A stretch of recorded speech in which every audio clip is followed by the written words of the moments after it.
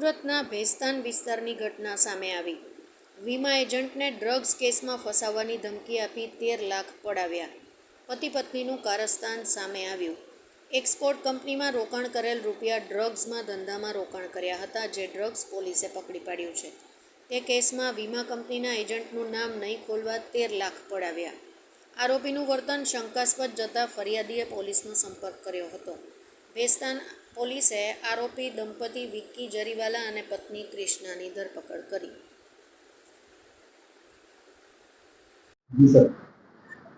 Bhestan police સ્ટેશનમાં એક criminal case દાખલ થયેલો છે।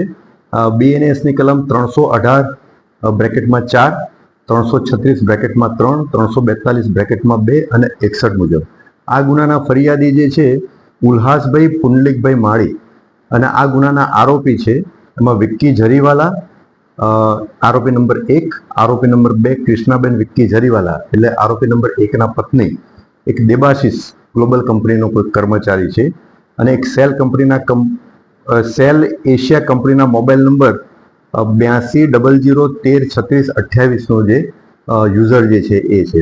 તો આ ગુનાની ટૂંક વિગત એવી છે કે આ ફરિયાદી વીમા એજન્ટ તરીકે કામ કરતા હતા, અને આરોપી અને આરોપીના પત્ની એને ઘણા વર્ષોથી ઓળખતા હતા।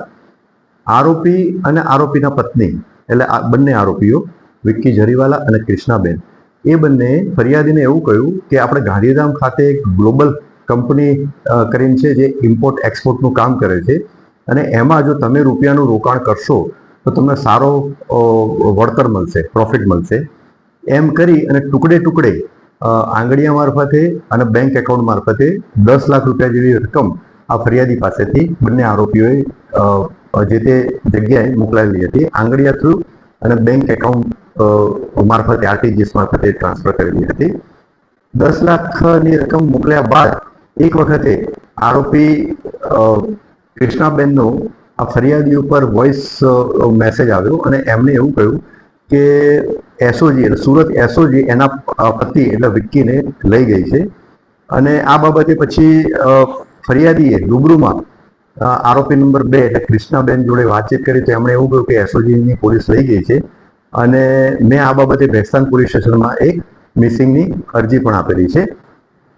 ત્યારબાદ 2 દિવસ પછી વિક્કી ફરીથી આ ફરિયાદીને મળે છે, અને ફરિયાદીને એવી વાત કરે છે કે એસઓજી પોલીસ મને લઈ ગઈ હતી, ત્યાં મને એમ કે માર મારવામાં આવેલો, અને ત્યાં મારા એક ઓળખીતા પોલીસ અધિકારી હતા એમના મારફતે મેં ભલામણ કરાવી એસઓજી પીઆઈને, એટલે એસઓજી પીઆઈએ મને ત્યાંથી છોડી દીધેલો છે ડ્રગ્સના કેસમાં।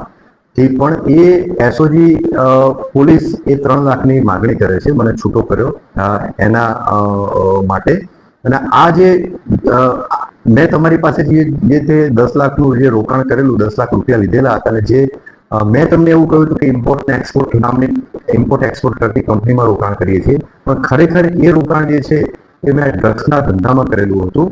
અને આ જે ડ્રગ્સના ધંધામાં જે બીજો એક આરોપી જે છે દેવાશીષ, આ એક કાલ્પનિક હકીકત જ હતી જે ફરિયાદી સમક્ષ આરોપી રજૂ કરેલી કે દેવાશીષને સુરત શહેર પોલીસે પણ એને પકડી લીધેલો છે, અને તમે જે એકાઉન્ટમાંથી જે પૈસા ટ્રાન્સફર કરેલા છે, તમે અને તમારા પરિવારના બેંક એકાઉન્ટમાંથી પૈસા ટ્રાન્સફર કરેલા છે, એટલે તમારું નામ પણ ખુલે છે।